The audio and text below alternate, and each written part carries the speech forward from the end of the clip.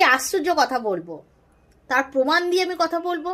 যারা মহাদেবকে খুব ভালোবাসেন, তার সেবা পুজো করেন, তাকে মন প্রাণ দিয়ে ভালোবাসেন, প্রতি সোমবার পালন করেন, নিরামিষ খান, মন্দিরে গিয়ে মহাদেবের মাথায় জল অর্পণ করেন, তাদের জন্য একটি সুখবর।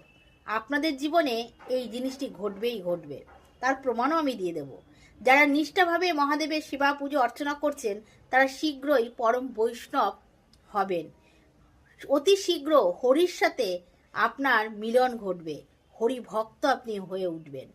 এই ঘটনা আপনার সাথে ঘটবে যদি আপনি নিষ্ঠাভাবে মহাদেবের সেবা পুজো অর্চনা করেন। তার প্রমাণ হলো প্রেমানন্দজি মহারাজ। তার জীবনী দেখলে আপনারা বুঝতে পারবেন। তার আগে মানে এই রাধা নাম করার আগে সে কিন্তু মহাদেবের অর্চনা করত, সেবা করত, পুজো করত। এতটাই নিষ্ঠা ছিল যার জন্য সেই মহাদেব তাকে হরির সাথে মিলন ঘটিয়ে দিয়েছে, হরি ভজনের পথে তাকে ঠেলে দিয়েছে।